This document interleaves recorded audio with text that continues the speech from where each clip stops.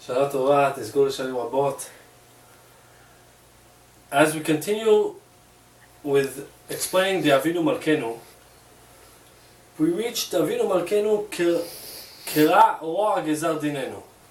So just before we even discuss what we're saying, Chacham Ovadia and Chazon Ovadia writes that the way a person should say this specific Avinu Malkenu, the way a person should speak it out, he should say it in this manner. Instead of saying Avinu Malkenu Kira Roa Gezar Dinenu, many people would put the emphasis on this, like a pause after the word Roa. Instead, a person should be careful to say Avinu Malkenu Kira Roa Gezar. Roa Gezar should go together. Kira Roa Gezar Dinenu. A person should put together these two words, Roa and Gezar, when a person says this specific Avinu Malkenu. Right now, let's translate Avinu Malkenu, our Father, our King, Kira, tear up, Roa, the badness of our Gezardin, of our decree, of all the bad decrees, tear it apart. During the 6-Day War in Israel, the Arabs had a plan to completely take over the entire Israel. That was their goal, and it's still their goal. Their plan was that they were going to go, and they had the missiles and whatever they had, and they had the entire map of how they're going to conquer one city after the next until they make it all the way into Tel Aviv and into the center of Israel. In the yeshiva where Rav Eli Lopian was, Zecher Tzadik Livracha, Rav Eli Lopian, one of his Talmidim, says over how Rav Eli Lopian comes into the Bet Midrash, storms into the Bet Midrash, runs right away to the Echal, opens up the Echal like the Minhag of Ashkenaz to open up the Echal when they say Avinu Malkenu, opens up the Aron HaKodesh, and he starts yelling, Avinu Malkenu Kira Roa Gezar Dinenu. Avinu Malkenu, and the whole yeshiva got up and repeated after him, Avinu Malkenu, please tear the decree that's upon us, please tear this decree. What is this decree? This decree that the Yamach Shemam, the Goyim, they're coming after us and they want to wipe us out. They want to wipe us out, they're coming mamash, and there's nothing besides to just say, Avinu, our Father, our God. His Talmid, when he said the story over, he said the following. He said, today, in our generation, the things that we're fighting against are much. There's wars, but they're not as big. They're not as threatening. The wars today, what is really a threat, what is a real decree on the entire nation is the assimilation. Is the fact that we're all being trapped by the Yetzer Hara in a way that we cannot get out of it. We're sinking. This is something that is the biggest decree on Klal Yisrael. We're losing people.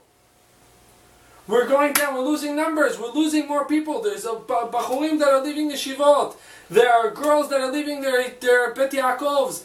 There are families that are falling apart because of different things that are going on in the world right now. And that is the biggest decree that we can possibly have, that we're falling trapped, we're losing a battle against the Yetzer Hara. We're asking Avinu Malkenu Kira Roa Gezar Dinenu, tear our decree in this battle, this almost lost battle with the Yetzer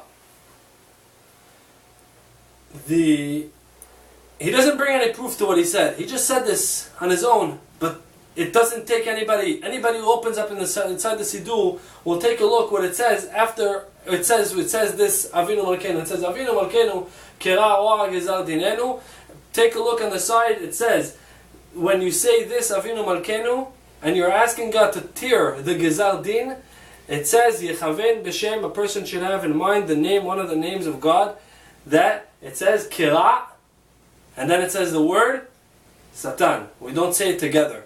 You can speak in between saying Kira, say a couple words, and then Satan. Tear? Who are we tearing? The Satan Yetzer Hara. Why can't we say it together?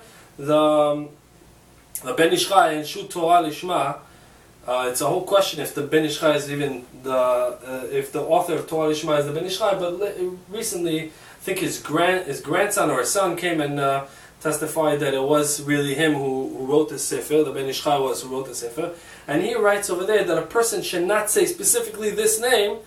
He speaks about this name, how a person should not say this name, speak out this name.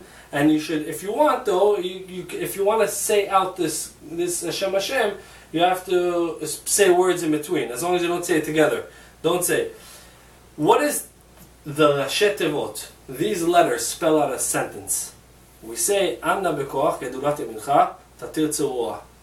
The second verse in Anna bekoach, what do we say? Kabel rinat amecha sagevenu taharenu nora. Kabel rinat amecha means accept the prayers of your children. The Gemara says, Rina zu tefillah. Rina means prayer. So we're asking Ribono Shel Olam, please accept our prayer. Kabel rinat amecha, sagevenu, strengthen us, taharenu nora, purify us, oh awesome one. That's how we're referring. We're saying. So and those letters, kabel, kuf, rinat, resh, amecha, ayin, kira, and then we say sagevenu, strengthen us, sin, taharenu, tet, nora, oh awesome one. We're saying is a noon. We have Satan. This sentence. What is this sentence telling us? This sentence is telling us, Ribono Shel Olam, we prayed. Rashi explains. Not only does it mean prayer.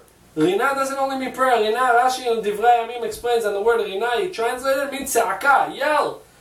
After we're all yelling to Ribono Shel Olam and we're saying Avinu Malkenu, Enanu Melech Elata, you're our only king, and we're not going to listen to Yetzer Hara. After we're going to say Chadashanu Shana Tova, we want a brand new year, we want a year that we're going to only do good. After we say Batel Machshavot Tzonenu, the thoughts that the Yetzer Hara has, the thought that he puts in our head, cancel those thoughts.